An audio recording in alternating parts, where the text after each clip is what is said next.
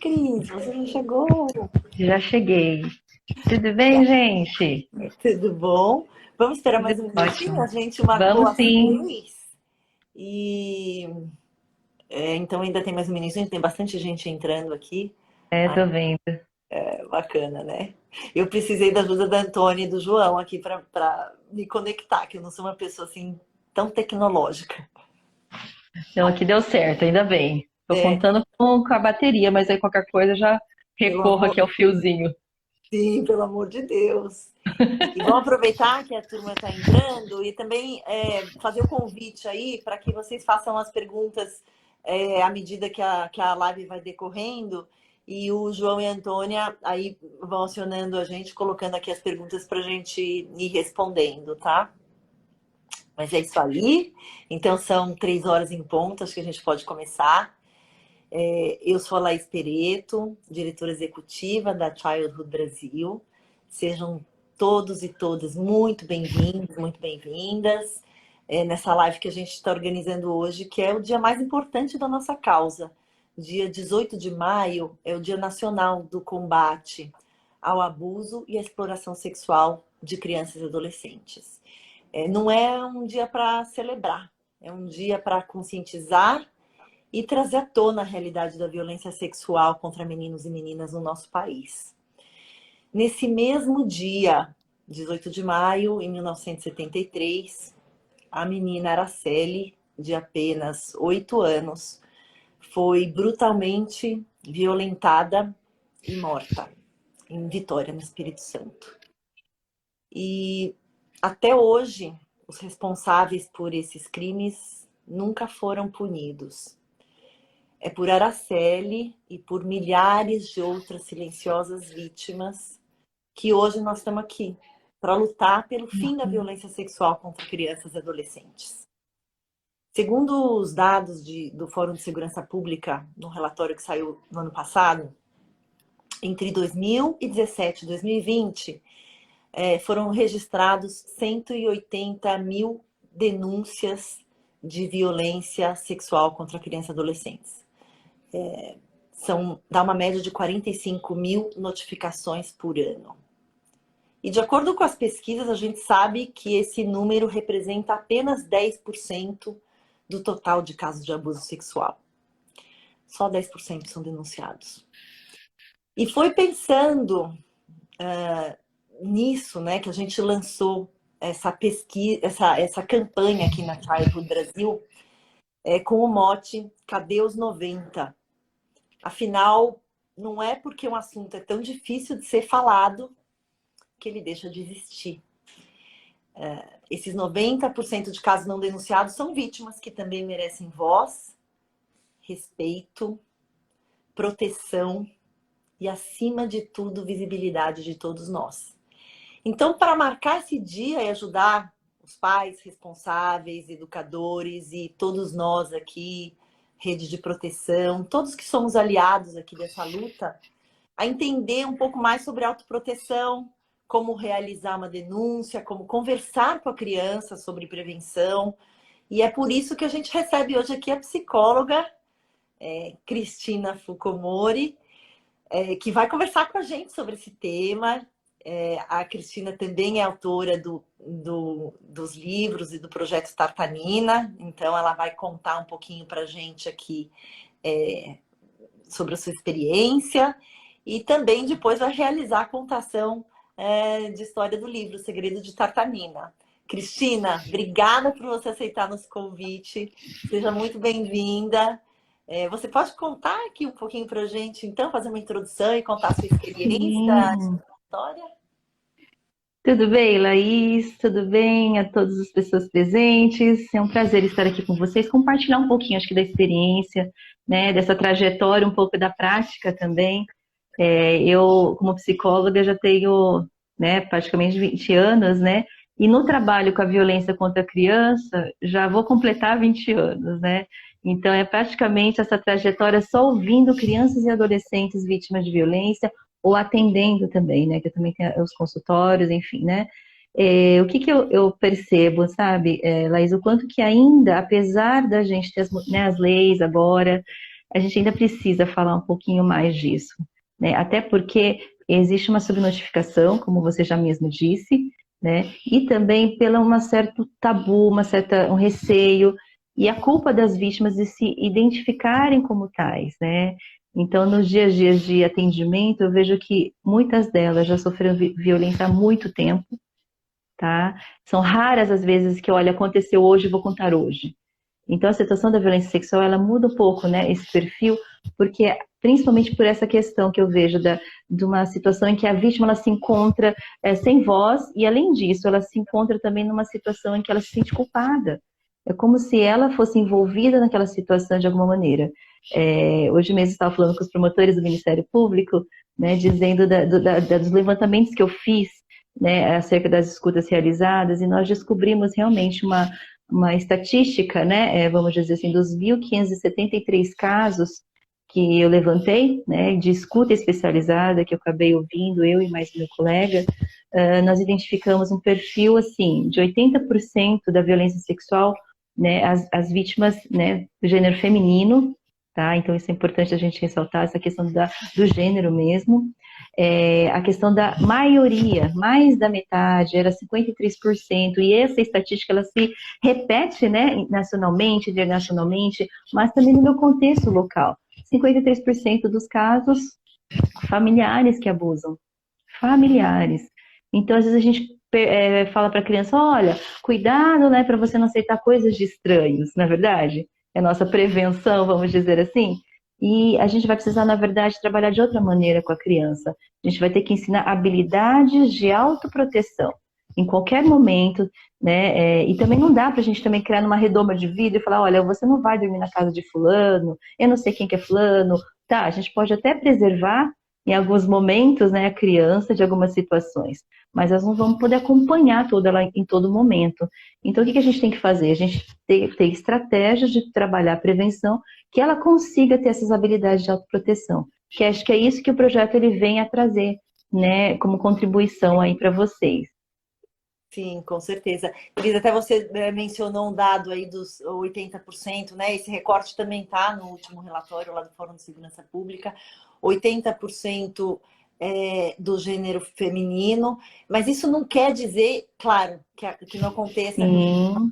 Então a gente precisa até tomar certos cuidados, porque Isso. os meninos também são vítimas, né?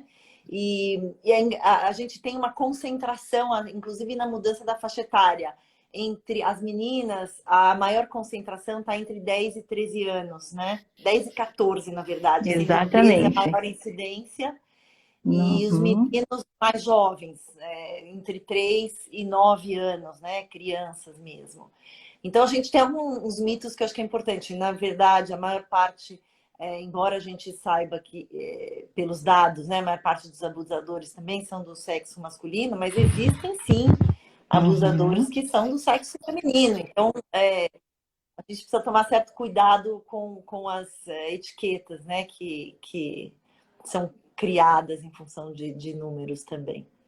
Mas, Cris, deixa eu aproveitar aqui e pedir para a turma participar, mandar pergunta, e aí a gente vai respondendo à medida que aparecer aqui. Deixa eu só até... Essa daqui é uma curiosidade minha mesmo. Na sua rotina de fazer a escuta especializada, qual que é o maior desafio que você tem ao lidar com a vítima? Uhum. O Principalmente maior essa questão de desafio. falar, Uhum. como é que surgem as autorrevelações ou as Uhum. desconfianças? Eu acho que a primeira questão, né, no trabalho da escuta especializada, e o pessoal que talvez está começando a entender o que ela está falando, né, da escuta especializada, gente, nós temos uma lei, né, agora a 13431 de 2017, que ela fala que a criança vítima de violência ou testemunha, ela será ouvida, né, perante os órgãos da rede de proteção pela escuta especializada. Então, um procedimento de entrevista diante de um profissional preparado. E é mais ou menos isso que eu faço, né, no meu trabalho, mais ou menos isso não, é isso que eu faço no meu trabalho do dia a dia, que é crianças que são encaminhadas com algum tipo de suspeita, ou, né, ou confirmar alguma situação, elas muitas vezes vêm para o atendimento para tentar ouvir, né, e dar esse espaço. Na verdade, é um espaço de garantia de direitos, de dar voz, né? E até identificar se ela está em proteção ou em desproteção e fazer os encaminhamentos necessários caso, né, seja. Então, assim, o que eu identifico como um dos maiores desafios, sabe, Laís? Eu acho que é essa articulação da rede, porque a gente precisa trabalhar uma questão de por onde que essa criança chega, né, no sentido de identificar. Então, acho que a primeira questão é assim, quem identifica a violência? Tá? Então, acho que esse primeiro momento é ter os profissionais que identificam a violência, ou mesmo o pai, ou às vezes a mãe, né? Saber o que fazer. E quando chegam, as crianças chegam encaminhadas, muitas vezes elas já falaram em alguns locais, às vezes assim, a gente até orienta de não fazer, né? Depois a gente vai falar mais um pouquinho sobre isso, né? Mas não ficar fazendo perguntas repetitivas para a criança, expondo, né, a criança. Então, tudo isso ela traz uma inibição e, além de tudo, né? A gente sabe que vai trazer ainda mais a revitimização, tá? E a outra dificultadora é assim, a criança quando chega, ela tem sim, todo esse histórico, né, do sofrimento, daquela situação que ela vivenciou, e chegar nesse assunto, muitas vezes a gente fala para ela, olha, você não é obrigado a dizer o que você não quer. Então, isso é sempre deixado para a criança, esse direito dela não querer, né, falar sobre aquilo, não tem problema. E o que eu percebi, e até fazendo recorte, que está bem fresquinho na minha memória a minha pesquisa, né, quantitativa, dos 1.573 casos que a gente identificou, 76 a 80%, é porque eu fiz do recorte de 2 quiseram relatar sobre a violência, confirmaram a violência. Então, isso o que que mostra tudo isso dessas mais de 1.000 crianças, mais de 1.000 vozes que a gente ouviu? Que ela quer falar, ela quer só alguém para estar ouvindo. Então, infelizmente, na dificuldade que eu sinto ali, é quando a criança fala assim, eu quis contar, mas eu fiquei com medo de apanhar, né? Eu quis contar, mas ninguém acreditou em mim quando eu falei. Então, isso é angustiante, você ver que ela permaneceu 4 anos sendo vítima, 3 anos sendo vítima, 8 anos sendo vítima, 12 anos sendo vítima. Então, são cada história, né? Várias histórias que, né, dizem respeito que a criança permaneceu por muito tempo e hoje vem como adolescentes, né? Que a gente ouve até os 17, 18 anos. E aí, nesse sentido, sobre, acho que até a evolução aqui da nossa sociedade e eu queria saber qual é a sua percepção com relação a isso, a evolução do tabu com o qual as pessoas lidam com os temas. Será que, de fato, ninguém percebe ou percebe e não quer falar, né? A gente sabe que também tem, né?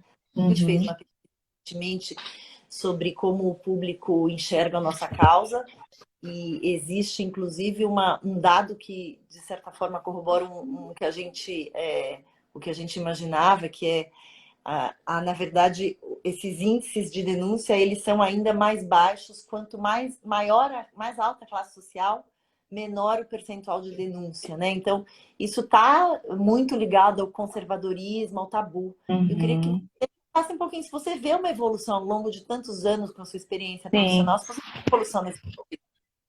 Eu acho que a sociedade, ela passou a ter uma intolerância mesmo às situações de violência sexual, né, muito mais começar a denunciar mais, né, eu identifico isso, identificar aquilo como violência, né? Então a gente percebe a questão de maior aumento, né, sem outras denúncias, a gente recebe também denúncias da população. Então, acaba que eu identifico isso, o reconhecimento das situações de violência. Algumas questões que eu acho que ainda as pessoas talvez precisam entender, diz respeito um pouco aos crimes cibernéticos, sabe? Portar conteúdo pornográfico infantil, gente, é crime, né? Isso é errado, né? Então, assim, algumas situações de conversar com menores de idade, né? E ficar instigando, né, seduzindo essa criança, esse adolescente. Muitas vezes a gente vê situações como essa acontecendo. Isso também é uma violência, e muitas vezes sexual, quando pede nudes, encaminha nudes, manda vídeo, tá? E isso, para tudo isso, a gente vai precisar ter um trabalho dos pais também monitorando. A gente tem recebido muito, sabe, Laís? Muitos casos, né? Então, a gente precisa ver os pais monitorando, assim, né, de alguma maneira, o que essa criança está, né, assistindo, vendo, conversando. Então, nesse sentido, acho que é muito importante a gente ressaltar. Sim, não tenho dúvida. Cris, voltando para o assunto da nossa campanha, né? Cadê os 90? O objetivo dessa campanha é justamente o de incentivar a denúncia, para qualquer suspeita ou confirmação de violência sexual.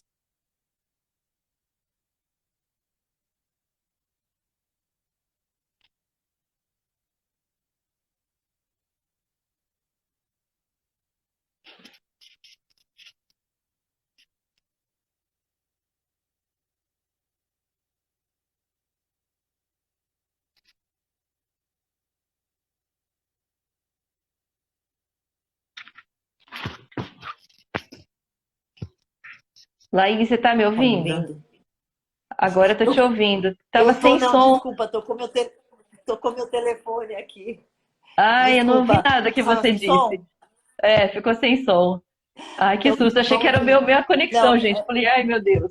não, não. Desculpa. Na verdade, a minha pergunta aqui você sabe que o objetivo da nossa campanha dos Cadê os 90 é Uhum, justamente incentivar a denúncia, né? Então, a denúncia no caso de suspeita, no caso de uma confirmação de violência sexual, para mudar esse cenário de que apenas 10% dos casos são denunciados. Então, eu queria que você falasse um pouquinho sobre a importância da denúncia na prevenção contra a violência. E aí já falasse também sobre os canais e em que situações a gente deve usar cada canal de denúncia. uhum. Bom, eu acho que a gente podia, né, falar um pouquinho dessa questão de trabalhar a prevenção com a criança. Por quê? Porque determinadas faixas etárias, elas não identificam a violência sexual que elas estão sendo submetidas. Eu só vou contar um exemplo bem simples, mas que às vezes eu uso em umas falas, de um autor, uma autora de violência, um autor não vou colocar, né, e que colocava moedas embaixo da sua roupa íntima e pedia para a criança, assim, olha, vamos brincar de achar as moedinhas? Aquela criança, ela já estava numa faixa etária de uns 5 aninhos, né? E quando ela veio para o atendimento, ela não sabia, na verdade, né, que aquilo lá foi algo inadequado. Quem identificou, então, foi a responsável que trouxe ao atendimento. E o que eu, né, penso com isso? Que essa criança, ela poderia ser, de alguma forma, prevenida da situação, percebe? Se a gente tivesse algumas instruções básicas para ela, inclusive sobre partes do corpo e tal. E por isso que a gente começa a trabalhar desde a mais tenra idade, que eu acho que tem que ter com a criança. Tá? Eu tenho um filho de 3 anos e 9 meses. Ele já sabe, né, que as partes íntimas não devem ser tocadas para fazer carinho, né? Enfim, são locais, de repente, ele vai no médico, obviamente, né? Então, assim, ele tem essas instruções básicas e tem que ser muito concreto, né, gente? Com criança pequena, não pode, né? E não pode, essa é a instrução, essa é a regra social que eu vou te dar. Então, isso, o projeto Startanina, então, ele vem trazer essa questão. A gente trabalha numa perspectiva que a gente chama de 3 R's. O que são 3 R's? 3 habilidades de autoproteção que é importante a gente trabalhar para uma prevenção da violência sexual. Que, primeiro, reconhecer, reconhecer a violência, isso é muito importante, a criança saber o que é e o que não é violência, depois eu vou entrar um pouquinho mais nisso. Resistir, tá? E relatar. Então vamos lá, reconhecer, né, que partes íntimas não devem ser tocadas, né, para fazer carinho para qualquer pessoa, né? Essas crianças e adolescentes, eles, no caso, elas menores, né? Quanto menores, a gente precisa ser muito clara nesse sentido, tá? De instruí-la a não deixar, né, esse tipo de aproximação. Resistir, não sei se você percebe, às vezes a gente instiga, hoje não, por causa da pandemia, né? Ah lá, dá um abraço no fulano, dá um beijo, né? E aquela questão bem, né, do contato físico, ótimo. Mas tem crianças que não gostam disso, né? Eu acho que aí cabe a gente entender cada criança, respeitar ela no seu direito, né? E se ela quiser falar, não, mãe, eu não gosto dessa situação, então fala, ó, então dá um toquinho, dá um oi, tudo bem, né? Nesse sentido. E aí o que acontece? As crianças, em geral, elas acabam achando que, lógico, né? Os adultos eles têm uma relação de poder em relação à criança, de autoridade. Então, tudo que o adulto falar ou fizer, eu não posso desobedecer, vamos dizer assim. Então, eu não posso resistir. Se aquela pessoa me pedir para sentar no colo, eu vou sentar no colo, entendeu? Se aquela pessoa me pedir para despir, eu vou me despir. Então, por isso que a gente precisa ensinar e a resistir, E não é verdade? reconhecer mesmo, porque às vezes ela vive num ambiente de violência que ela é a matriz na qual ela está sendo educada, ela não consegue nem identificar, né? Uhum. Sim. Então, aí que tá, né? Ela identificando, ela vai poder dizer, olha, não quero isso, eu não gosto disso, isso não tá certo, Então, regras básicas para ela, olha, não quero isso, não gosto disso, isso não pode. Então, vamos pensar naquela criança das moedinhas, né? Se ela tivesse os 3 R's, talvez ela dizer, não, isso não pode fazer, né, fulano, né? Isso é errado. Eu aprendi que isso é errado, tá? E a última habilidade é assim, para quem você contaria se tivesse algum problema, se alguma dessas situações acontecesse? Isso é importantíssimo, porque a gente já tem que trabalhar essa criança nesse aspecto do relatar. Às vezes, assim, eu sempre falo para os pais, olha, pergunte para a sua criança, né, para o responsável, se quando ele tiver alguma situação, né, algum problema, para quem que ele, a primeira pessoa que ele procuraria, tá? Aí até eu fico brincando, falo, gente, se eles não falarem que é vocês, já começa a ficar preocupado. Você fala assim, não é a avó. Aí eu já falo, opa, filho, então vamos conversar mais, vamos fortalecer melhor Exato. nosso Pode se diálogo. preocupar, pode se preocupar, mas não pode brigar, né, Cris? Isso. Tendo uma Então a pessoa de gente. confiança, tudo bem, e aí a gente começa a se aproximar para tentar criar esse vínculo. Uhum. E a outra questão agora que você falou de brigar, teve muitas revelações que as crianças não fizeram com medo dos pais punirem. Porque elas não sabiam que era errado, elas achavam que era culpada, né? Elas eram culpadas e elas não falaram, olha, eu fiquei com medo da minha mãe me bater, fiquei com medo da avó bater, o pai bater. Então, esse tipo de situação, porque entra na questão da sexualidade, é algo errado, sujo. Então, é algo que eu fiz, eu promovi, Deixa eu tá? aproveitar o seu gancho, porque tem uma pergunta super interessante que veio aqui, que fala justamente sobre essa polidez, né? Essa suposta boa educação aqui, que na verdade pode vulnerabilizar as crianças. Então, a pergunta é: quais bons modos são perigosos?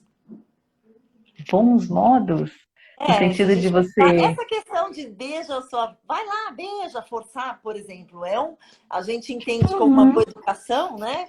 E é perigoso isso, Ah, porque entendi. Aham. bom modo Isso é nesse verdade. sentido, né? Uhum. A educação que a gente é, formaliza demais e quer ser sempre aparecer bem perante visitas ou pessoas que não tenham tanta intimidade, e na verdade a gente deixa a criança mais vulnerável mesmo, né?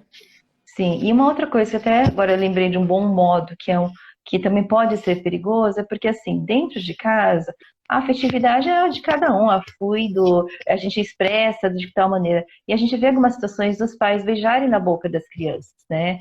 Como um selinho, a dar um selinho e tal. Isso tem que ser trabalhado com a criança, né? Nesse sentido que eu não vou entrar na questão da educação, né? Que esse pai vai dar. Mas eu vejo que há uma preocupação dela generalizar esse comportamento em outros contextos, percebe?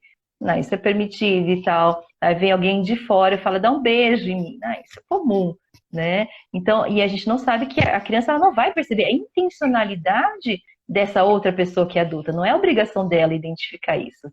Mas nós precisamos preservar, não é verdade? Uhum, é. Ou brincadeiras mesmo, né? Que parecem ingênuas, dar um tapinha no bumbum, apertar, eventualmente, né? Alguma parte íntima como brincadeira. Isso aqui a gente tá. Isso vulnerabiliza a criança também, né? Mesmo com Uhum. uma pessoa que está supostamente ali cuidando. Sim. Tô vendo bastante gente entrando. O pessoal vai Tá. perguntando aí, se Vai tiver dúvida, a gente perguntando, vai vai conversando. falando, né, sobre a obediência cega, que também é isso, são bons Isso, modos que vulnerabilizam, enfim. A gente não consegue ler tudo, mas a gente vai pegando uma coisinha ou vai. outra, né? Tem Aham. uma outra pergunta aqui que eu acho que é super. A gente passou rapidinho por esse tema e eu acho que vale a pena a gente falar, que é sobre a revitimização. Tem uma pergunta aqui sobre o que é revitimização. Sei que não tem a ver com o que a gente estava falando agora, exatamente, mas Isso. como a gente falou sobre isso rapidamente, eu acho que vale a pena a gente explicar aqui antes de passar para o próximo. Uhum. Eu estava explicando para vocês que a partir de 2017 nós temos então uma lei, a 13431, né, que ela fala que a gente vai ouvir a criança, né, por escuta especializada, depoimento especial, quando tem uma suspeita ou confirmação de violência, até testemunha, certo? O que que acontece? Por que isso? Porque justamente aquela criança tem uns estudos, né, que falam que a criança ela foi ouvida ou tem sido ouvida de 8 a 10 vezes, repetindo a história. Então você imagina uma seguinte situação: a criança está na escola. O que acontecia antes, né? Ela estava na escola, contava uma situação de violência, a professora ouvia, ficava na dúvida, pera lá que eu vou chamar a diretora, ouvia. Ah, pera lá que eu vou chamar a coordenadora, ouvia a criança de novo. Ah, então não tem situação de conselho tutelar, chama o conselho tutelar, ouve de novo. Então eu já cortei 4 vezes, né? Depois vai para o CREAS, vamos dizer assim, ouve de novo. Depois vai para o IML, depois vai para a delegacia, depois vai para o hospital. Gente, então, cerca de 8 a 10 vezes uma criança sendo repetidas vezes submetidas né, a ter que repetir o que aconteceu com ela. Então, isso é danoso do ponto de vista não só de ficar repetindo, sabe aquela história da batata quente? Quanto mais você conta, mais aumenta uma, né? Não só por conta disso, mas por uma revitimização. Então, esse termo surge né, na lei, especificamente no decreto ali, no artigo 5º, inciso 2º, fala o que é revitimização, que é submeter a criança a procedimento repetitivo e desnecessário, né? Então, isso, né, torna-se algo inadequado por parte da rede, por parte até das pessoas. Então, assim, por isso que a gente sempre orienta. Hoje, conversar, aprofundar o relato da criança, né, a gente tem que tomar muito cuidado, né? Então, hoje está muito na moda, né, o celular, né? Ah, conta aqui de novo o que aconteceu, repete aqui de novo, né? E às vezes a gente recebe um monte de celular lá, um monte de gravação, né? Isso, às vezes, quem não está com competência, no sentido de fazer a escuta, de fazer um trabalho aí, ele acaba, querendo ou não, induzindo a criança. Vou te citar um exemplo, né? Muitas vezes fala assim, olha, ele mexeu aí? Né? Aí eu fico pensando, né? O que será que a criança entende por essa pergunta? Mexeu? O que será que é mexeu? Aí? Onde é aí? A criança fala assim, mexeu. Então, isso traz uma, que a gente chama, vai sugestionando a criança a falar que sim, que mexeu. Então, isso traz uma revitimização. Tá? Uhum. Você... Então, é importante aqui, até a gente, são vários atores que participam aí do que a gente chama de rede de proteção. E essa lei que a Cris acabou de comentar, ela veio justamente para ordenar qual é o papel de cada um. Embora todos continuem tendo um papel, ele não é o de investigar. Não é todo mundo que tem papel de investigar. Cada um tem o seu papel. Então, a saúde tem o papel dela, né? De fazer lá, tomar as medidas profiláticas, ver o que mais tem que fazer, não tem que investigar. E assim por diante. Então, cada um tem o seu papel e a lei da escuta protegida veio justamente para terminar com essa revitimização que acontecia com muita frequência no passado. A gente já está num momento muito melhor do que estava antes da aprovação da lei em 2017, mas ainda falta bastante coisa para a gente ter todos os municípios no mesmo Centro patamar, né? com centro integrado, né? Quem sabe, né, Laís? Exatamente, um sonho. Aí, Cris, tem uma outra pergunta aqui que eu estou achando bem interessante, que é sobre a violência institucional, né? Uhum. Além dessa questão da criança, só dela narrar a história várias vezes, né, ela já está sendo revitimizada, mas no meio desse processo, ela ainda, quando a gente não tem a rede preparada, ela corre o risco de sofrer uma violência institucional, né, eventualmente até culpabilizando a vítima por aquela situação. Perguntando sobre qual era a roupa que ela estava vestindo, por exemplo, né, insinuando eventualmente que houve ali uma sedução, coisas desse tipo. E a pergunta que nos fizeram é se a vitimização, a revitimização é considerada também uma violência institucional. Sim, dependendo de quem está praticando, né, essa situação. Nós temos, então, uma lei também, né, a lei que fala da Mariana Ferrer, né, teve a questão do abuso da autoridade. Então, para quem que está fazendo? Quem está fazendo as perguntas? Quem está fazendo a criança e adolescente repetir, né? Isso tudo pode implicar, inclusive, em punições, gente. Então, violência institucional, ele se tornou um crime tipificado, então, né, dentro da lei de abuso de autoridade. tá? Então isso também compete muito aos servidores públicos, né, às pessoas, operadores de direito também. Então a gente precisa também lidar com essas questões em relação à criança e adolescente de uma forma bem adequada para fazer perguntas ou formas, porque muitas vezes eu vejo que há uma certa dificuldade, um desconhecimento, né? Às vezes havia um entendimento de quanto mais eu perguntar para a criança, mais ela vai conseguir me falar mais a verdade, e não é bem assim, né? É, é, é isso aí. Cris, vamos voltar lá só para a nossa pauta aqui, né? Sobre o foco em denunciar, né? A importância da denúncia. E a gente aqui na Childhood recebe com muita recorrência a pergunta sobre se é possível denunciar, se a pessoa adulta pode denunciar um caso de uma violência que ela tenha sofrido na infância ou na adolescência. Quer dizer, já decorrido algum tempo. Então, você pode dividir Uhum. aqui com a gente o que você acha que evoluiu nesse sentido, e aí também a gente falar o que falta evoluir? Sim. E nós tivemos, né, a campanha do Instituto Liberta, né? E assim, quanto que é importante, mesmo adulta hoje, nós temos uma lei que se chama Lei Joana Maranhão, né? E aí o que que fala, né? Que, gente, o crime, né, de estupro, essa questão da denúncia, ela vai começar a prescrever a partir do momento que a criança ou adolescente completar 18 anos. Antes isso não acontecia, acontecia quando ela era vítima de violência. E aí, quando se tornava adulta, ela queria denunciar, ela realmente entendeu que aquilo é uma violência, ela não podia mais fazer essa denúncia. Então, o que que acontece agora? Essa possibilidade, né, dela, mesmo adulta, mesmo tendo completado, né, a maioridade, enfim, e tendo acontecido há uns anos, realmente ela poder fazer essa denúncia. A lei foi aprovada lá em 2012, né? Então tem que fazer umas continhas aí de quando aconteceu, ver como é que essa questão da prescrição, mas pelo menos já tem uma evolução boa nesse sentido, né? Sim. E você falou do Liberta, realmente eles estavam fazendo uma campanha, a gente pretendia falar aqui, a passeata já saiu, na verdade, ficaram 2 meses aí fazendo uma campanha forte para que as pessoas que foram vítimas, os adultos, né, que foram vítimas na infância e na adolescência, se reconhecessem como vítima e gravassem um vídeo para quem fosse participasse de uma caminhada virtual. Só que ela fechou hoje ao meio-dia, se não me engano, saiu a 1 hora. Então, acho que a gente pode acompanhar como é que foi aí o resultado, mas e claramente eu tenho certeza que foram milhares de gravações mostrando justamente esse recorte do como nossa causa é subnotificada, né? Mas é isso aí.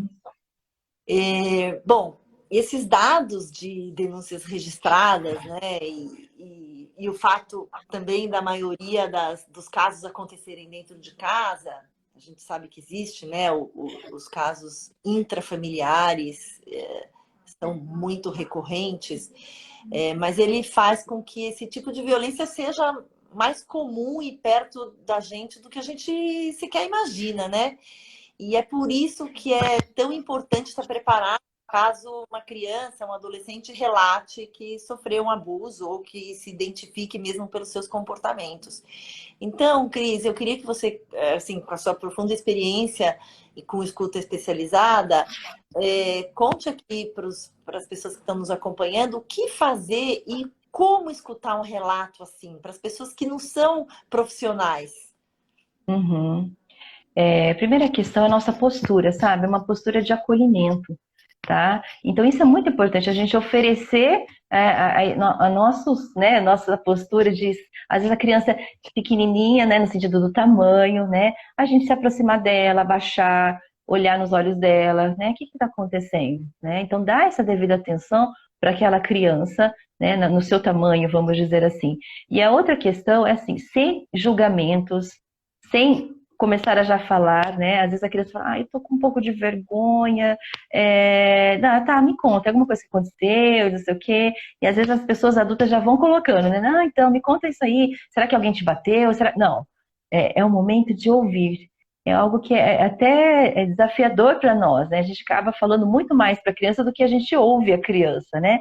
Então, a revelação espontânea, como é que ela deve ser acolhida? Porque esse é o nome. Quando a criança revela e fala espontaneamente, nós precisamos o quê? Apenas ouvir, né? Pode me contar o que aconteceu? Talvez seja essa a única pergunta que a gente poderia dizer, né? Me conta tudo, né? E aí eu não vou mais inferir, interferir, e ter aquela reação exacerbada. Não pode ser, não acredito. Você pode estar brincando, está mentindo. Você está mentindo, né? E esse tipo de postura inibe a criança, que é tão difícil, gente, começar a falar desse assunto. Para ela é muito difícil. Então, é desafiador para nós, né, estarmos nessa posição, assim, de acolhimento, deixar um pouco aquela postura adultocêntrica, né, e falar, não, a criança agora ela vai ser ouvida. Eu quero que você me conte o que aconteceu. E não fazer, então, perguntas repetitivas. Ele mexeu, o que fez? Ela mexeu, como é que aconteceu? De que jeito? Onde foi? Como foi? Esse tipo de situação a gente pede para que não seja feito naquele momento.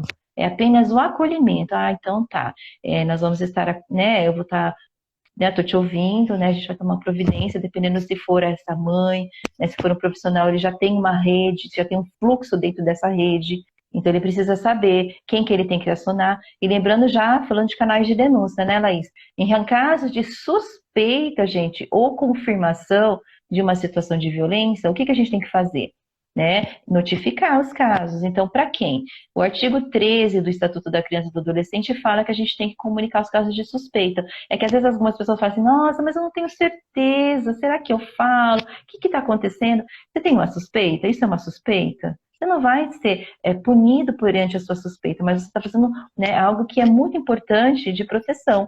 Então, cabe justamente a essa pessoa fazer essa notificação. E o órgão, nesse sentido, é o Conselho Tutelar. Você também pode, de repente, fazer por Disque 100, tá? Nós temos, né, a questão da polícia militar, de repente o 190, quando a situação está muito grave, é uma situação que aconteceu agora. Isso é muito importante. Já teve casos que a família, deixa eu ver, semana que vem. Tipo, aconteceu hoje, agora, nesse momento, né, a gente já tem que ligar mesmo, né, no telefone, falar, tá acontecendo isso, isso, isso. E aí a polícia se desloca porque é uma situação que pode ter potencial de flagrante, né? Então, olha, essa questão muito importante também, da gente poder saber onde recorrer, né? E a outra coisa também, gente, é evitar, então, como eu disse, né, fazer as perguntas, ficar tendo essa, né, essa questão. Nós também temos no Disque 100, temos a parte, né, de preenchimento, dá para fazer também de forma eletrônica e tal, digitar, não só ligar, né? Isso também é muito importante ressaltar. E pode ser anônima também, né? Então as pessoas também têm esse receio, mas pode ser anônima também. Eu acabei de ver aqui também, alguém fez a pergunta se dá para ser pelo WhatsApp.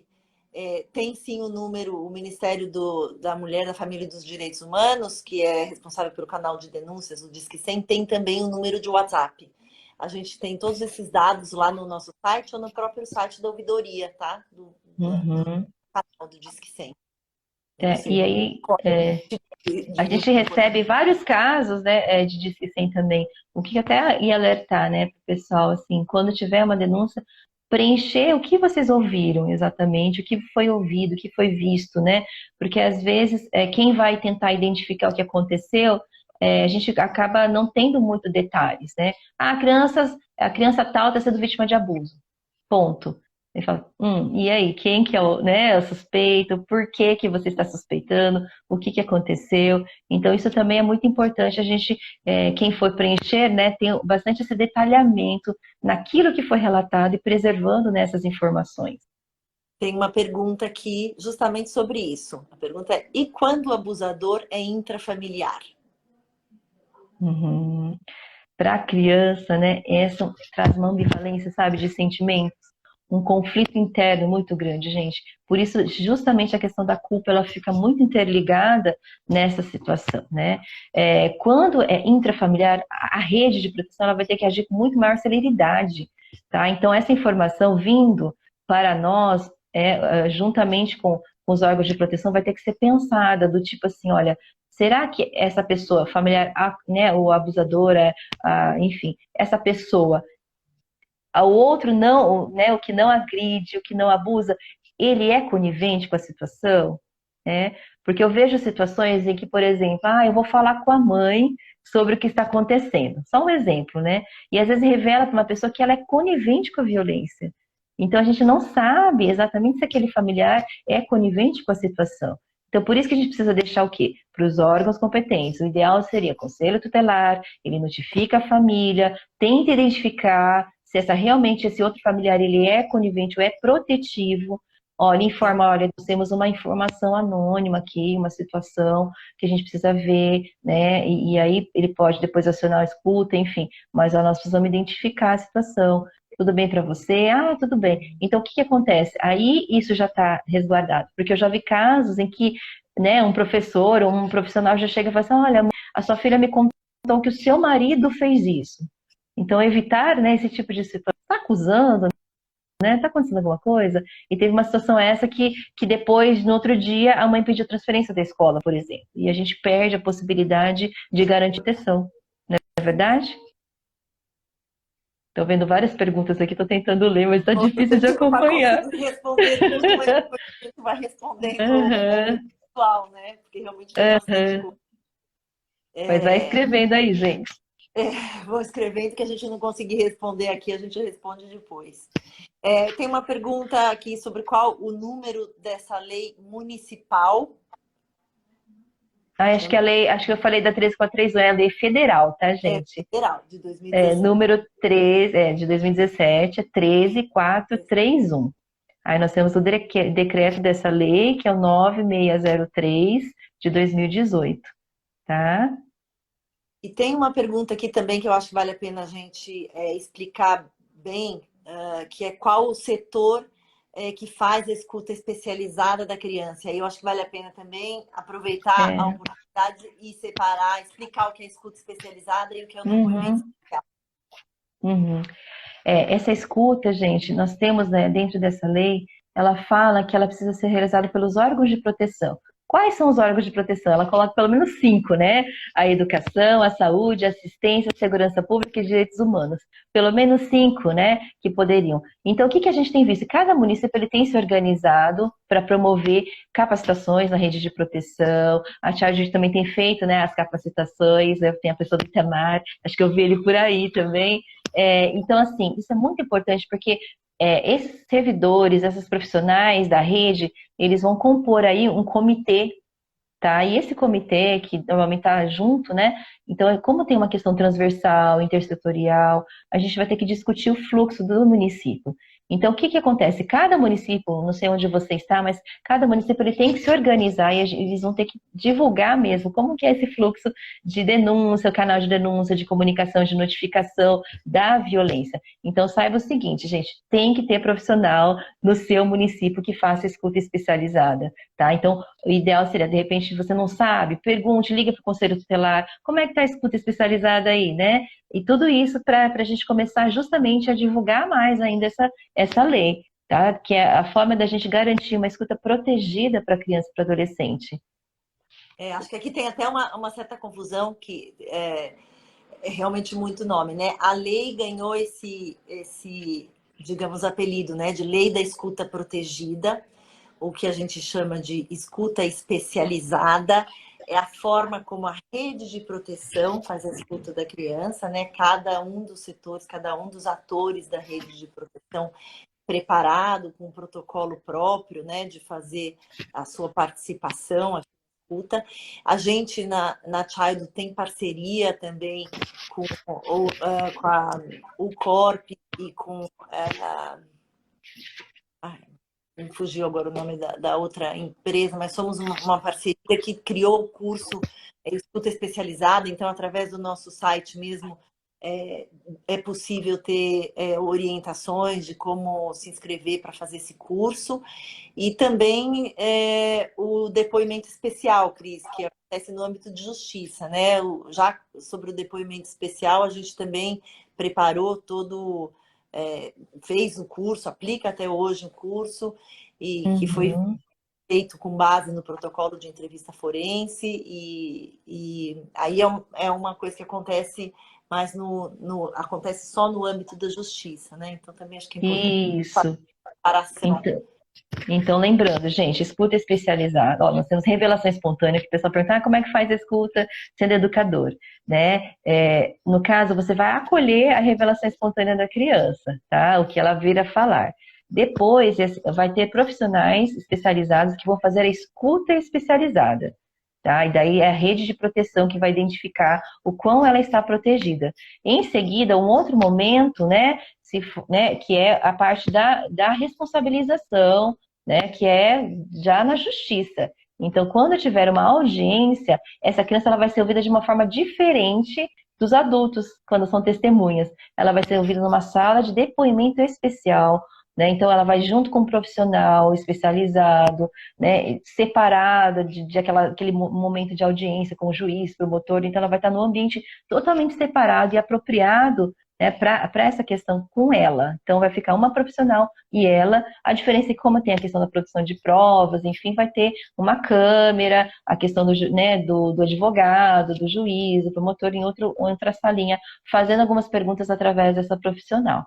Então, isso é muito importante a gente começar a diferenciar. E vocês já estão se familiarizando, né, gente? É muita sigla, muito nome, né? Eu sei que às vezes confunde, mas alguém perguntou assim, olha, como é que eu faço se a criança revelar? Que eu acho que é essa pergunta que falou, escuta da criança, né? Como é que o educador faz escuta? Talvez seria assim, como é que a gente acolhe, né? Então, como eu disse, né? Acolher a revelação sem ficar perguntando, cutucando no sentido assim, mas é o que aconteceu e boa, começar a ouvir, acolher aquela criança e encaminhar, né? Isso é principal, gente, poder articular junto com os órgãos da rede de proteção. Sim, Cris, eu estou preocupada aqui com o horário e a gente Também. respondeu perguntas, Tanta perguntas coisa, né, técnicas. gente? As perguntas técnicas, até que a gente precisaria muito mais tempo para se aprofundar. Isso. Eu ia te convidar agora para fazer a contação de história, para a gente Sim. ter esse tempinho aí de depois fazer a amarração final aqui com o nosso foco, que é justamente sobre a importância da denúncia para a prevenção. E o foco aqui do seu projeto é esse também, né? Tá, jóia. Gente, então esse aqui é o livro da Tartanina, tá? Vamos ver se tá pegando o brilhinho, né? O Segredo da Tartanina, tá? Então, quem quiser depois adquirir, a gente já tem até agora o e-book na Amazon. Fiquei muito feliz que o nosso editor colocou lá. Então, temos também o e-book e também temos na editora Vila Crescente, www.vilacrescente.com.br. E eu queria contar para vocês, né? Porque tudo começou com o nosso trabalho mesmo, com atendimento à criança e adolescente. Então, a gente começou a ver quanto que é difícil falar desse assunto, se aproximar um pouquinho, né, daquele assunto com a criança pequena. Né? Então, por isso que a gente criou uma história bem lúdica, bem ilustrada, vocês estão vendo aqui? Que é para criança até pequena. Eu contei até para o meu filho de 3 anos, gente. Então, ele já sabe o que pode e o que não pode, tá? E que é isso que é importante. Ok? E hoje eu vou contar para vocês. Gente, eu só vou falar uma coisa, eu não sou contadora de histórias, tá? Eu sou autora, eu sou autora do livro, não sou contadora. Então eu sei que pode ter contadores maravilhosos aí que estão nos ouvindo, mas eu vou talvez contar até como, né, profissional, como mãe, né? E aí acho que vocês podem ter umas dicas assim. O que é importante, sempre trazer a criança de fazê-la começar a questionar, né, sobre as questões que estão acontecendo aqui na história, para ela começar a identificar situações de potencial perigo, porque é reconhecer, lembra? Resistir e relatar. Então, esse livro ele vai trazer tudo isso, ok? Então, eu vou começar, tá? Tartanina, então, era uma tartaruguinha alegre, brincalhona e vaidosa, tá? E ela ia todos os dias para a escola com seus amiguinhos, o Bonzo, o polvo, né? Vocês estão vendo aqui, a estrela do mar, que é a estrelinha, e Bloob, e o peixinho. Baleia é a nossa querida professora. Algumas professoras ficaram bravas que a gente chamou de baleia. Mas é a nossa professora super legal. O que aconteceu? Ela gostava muito de estar, né, junto com seus amigos, e ela começou a ter algumas mudanças de comportamento, né? E certo dia, então, os amiguinhos foram chamar a Tartanina para ir para a escola, mas ela já tinha ido. Quando chegaram na escola, eles descobriram e perceberam que ela estava muito estranha e estava escondendo um baú misterioso. Vocês estão vendo aqui? Deixa eu abaixar mais a câmera. Esse baú misterioso que ela estava escondendo Meus amiguinhos chegaram e falaram assim: Tartarinha, o que que é isso que você está escondendo? Parece um baú. O que tem dentro dele? É segredo. Tchau para vocês. É segredo? Os amiguinhos ficaram intrigados. A professora Baleia começou a perceber que todos os dias a Tartarinha estava um pouco triste, né, cabisbaixa, e não desgrudava do seu misterioso baú. Então ela começou a identificar essas situações e foi falar com a Tartanina. Tartanina, tá tudo bem com você? Tem alguma coisa que eu possa fazer para te ajudar? Não é nada, professora. E lá se foi a Tartanina saindo de cabeça baixa e arrastando seu baú. E os dias foram se passando, passando, e a Tartanina não largava o seu misterioso baú. Certo dia, o Clube, o amiguinho da Tartanina, foi chamar a Tartanina para brincar. E, de repente, ele viu a Tartanina entrando numa caverna que era do povo Malvo. O povo Malvo era um senhor que vivia rodeado de crianças e gostava de ficar no parque, tirando foto das crianças. Inclusive, o povo Malvo também era pai de seu amiguinho Bonzo. Gloob ficou inconsolável, começou a chorar porque achou que a Tartanina tinha largado ele como amigo e escolhido outros amigos, tá? Até que de repente ele recebe então o povo Malvo perguntando: Ora, ora, não chore, peixinho. O que está acontecendo? Você quer ir na minha casa também? O Gloob ficou entusiasmado, né? Obviamente, Tartanina foi, então ele também foi à casa e falou: também quero ir. Venha, tem um monte de doces deliciosos para te mostrar e muitos brinquedos. E assim, então, Gloob entrou na casa do povo mau. Cadê a Tartanina? O que que é aí que é importante, né? Olha a carinha do nosso povo mau. Eu pergunto para as crianças: o que vocês estão achando da história, né, crianças? Povo Malvo, então, ele falou: não, tá tudo bem, Tartanina não está aqui. Está sim. Eu a vi entrando aos poucos momentos, um tempinho atrás. O que que aconteceu? E aí, olha aqui essa brincadeira, peixinho, olha que legal. Olha esses doces. E então, o Clube foi olhando os brinquedos, olhando os doces e se distraiu um pouquinho com as coisas que haviam lá. Havia até coisas e que os pais não deixavam, que ele podia brincar. O povo malvo deixava ele sujar, fazer bagunça, fazer de tudo ali, sem levar nenhuma bronca, hein? Não é legal? E o que que aconteceu de repente? E eu pergunto, essa carinha, gente, o que que vocês acham dessa carinha do povo malvo? Eu sempre pergunto isso para as crianças, né? Algumas crianças falam, tem alguma coisa nessa história, né? Então, o povo malvo, ele se afastou um pouquinho e desapareceu pela casa. Gloob foi, como o curioso peixinho, foi atrás para ver o que estava acontecendo e foi explorar um pouquinho a casa, não é verdade? Qual não foi a surpresa que ele viu uma porta entreaberta e ele levou um susto. Na porta, quando ele abriu a porta, ele viu uma cena que deixou ele muito assustado. Tão assustado que ele começou a soltar bolinhas de ar que encheram todo o ambiente. Sabe o que ele viu, gente? Agora eu vou mostrar para vocês o que ele viu, que é muito importante. Ele viu a Tartanina, o povo malvo tirando fotos da Tartanina sem o seu casco. Gloob não entendeu nada. E ainda mais, quando o povo malvo viu Gloob, disse assim, ó, se você contar isso para alguém, algo muito ruim vai te acontecer. Então deu uma mochila cheia de doces pro Gloob e mandou ele guardar segredo. Ai, ai, ai, hein?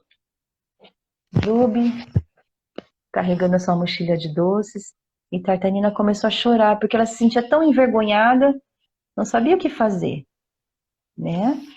E o que que aconteceu então? Nós temos a parte interativa, só vou contar a parte, né, da história. Contar ou não contar?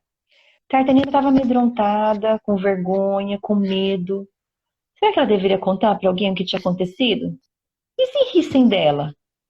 Ou, ou se seria castigada, será? Será que alguém vai dar bronca nela?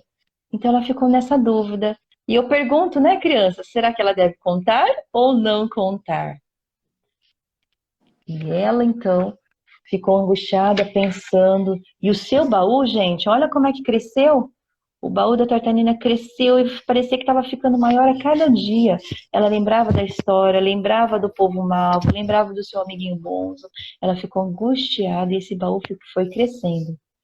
Mas até que um dia ela tomou coragem e resolveu falar tudo para a professora Baleia.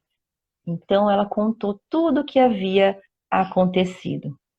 E a partir disso, a professora Baleia tomou todas as providências, chamou a rede de proteção, que aí é os órgãos da rede de proteção que tem que cuidar da criança, porque isso é coisa para adulto resolver, né, gente? Ó, então a criança vai sendo encaminhada para o atendimento e por fim, então, ela foi acolhida no sentido de cessar a violência.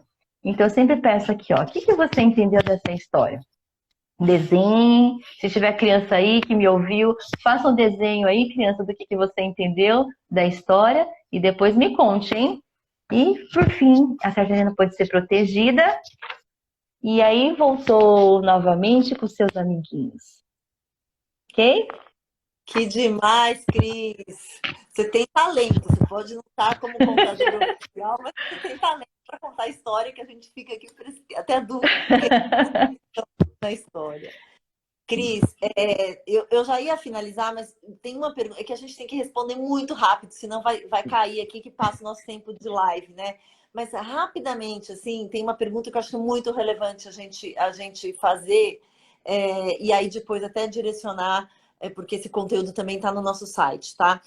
Quais são os comportamentos na criança que podem identificar que ela está sofrendo algum tipo de violência sexual, né? E como aí a pergunta ainda continua, como ensinar os educadores sobre a escuta? Mas aí eu ficaria mais nessa questão da identificação dos tipos de violência. Quer dizer, como é que a gente percebe que a criança não faz a autorrevelação que tem alguma coisa errada? Então, algumas dicas nesse Sim. sentido, rapidinho. Eu acho que a gente dando material preventivo, ele já é uma ferramenta. O pessoal perguntou onde que acha o livro. Digita aí, Segredo da Tartanina, editora Vila Crescente, tá bom? Ou pode seguir também a gente. E aí, o que acontece? A gente pode trazer alguns vídeos instrucionais também. Nós temos aí o Que Corpo é Esse, né? Que temos a parceria aí da Child Unicef, e várias outras ferramentas, porque isso já ajuda a falar sobre o assunto. A gente também pode trabalhar nessa questão da identificação a partir da mudança de comportamento, quando a gente percebe uma mudança de comportamento abrupta, sem uma justificativa que explique e que parece que a criança está guardando um segredo, porque é isso que o livro trata, é o segredo. Gente, a gente está falando de um tabu, dois tabus, aliás, tabu da violência, tabu da sexualidade. E quem comete essa violência muitas vezes é muito próximo à criança. Então a gente vai notar através do comportamento.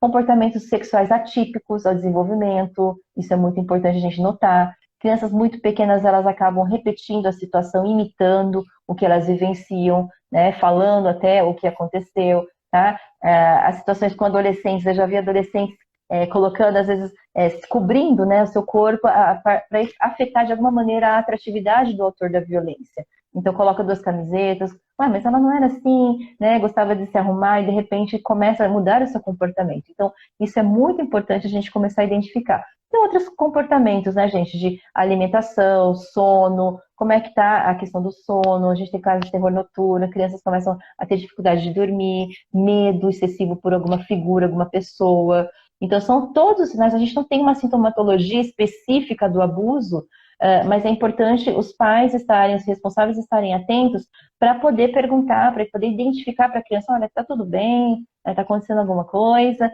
né? Que são as questões que possam vir. E depois não fazer mais perguntas de ficar fazendo a criança, deixa eu ver, é verdade mesmo que está contando? Você tem certeza, né? Então a gente vai acolher essa revelação e depois a gente vai buscar ajuda, de repente, da rede de proteção, tirar dúvidas, enfim. É isso aí. Cris, eu quero agradecer muito a sua presença aqui. Eu sei que tem um monte de assunto ainda que a gente deveria falar, mas a gente não tem mais tempo. Então, além de Tudo agradecer bem. muito a sua presença, eu queria agradecer também a presença de todos, né, que estão nos ouvindo, que ficaram aí até o final, e acompanharam esse evento tão importante aí para o 18 de maio. Se você que está nos acompanhando ficou com alguma dúvida, Segue a gente nas redes sociais, tanto no Instagram, com certeza vocês já devem saber que a gente tá, né? Estão aqui nos acompanhando, mas a gente tem Facebook, a gente tem um canal no YouTube também, e acompanha o nosso blog, inclusive essas dicas sobre os sinais que a criança ou adolescente podem dar sem realmente autorrevelar. Então lá tem uma lista com várias sugestões, né, do que pode ser sinal. E, e você pode também entrar em contato com a gente. Tem lá um botão de contato, a gente Uhum. vai para responder o mais rápido possível. Você quer também, Cris, passar a forma de contato aí com vocês? Se alguém Eu também vi que teve quiser gente que já tomar escreveu, alguém.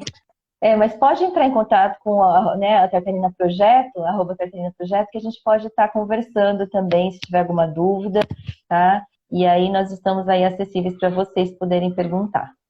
Legal. Eu queria deixar um último recado. É, lembrando aqui que a denúncia, a gente começou falando disso, passou novamente e queria finalizar. A denúncia é a forma mais efetiva da gente acabar com a violência sexual contra crianças e adolescentes. Então, todo mundo pode ajudar a mudar essa realidade de que apenas 10% dos casos são denunciados. Denuncie qualquer suspeita, a gente não precisa ter nenhuma certeza, confirmação ou nenhum elemento para comprovar aquela suspeita. Inclusive, a denúncia pode ser anônima, pode ser através do Disque 100, tem o WhatsApp, pode ser através do 180. Esses são os principais canais de denúncia. E para denúncias de violações que acontecem no ambiente virtual, também tem o site da SaferNet. Os atendimentos dos canais oficiais aqui do Disque 100, do 180, funcionam 24 horas por dia. E é isso. Denunciem sempre. Muito obrigada. Obrigada, gente. Um Essa, prazer, então, obrigada. tá? Tchau, Até até a mais, próxima. gente. Então, até a próxima.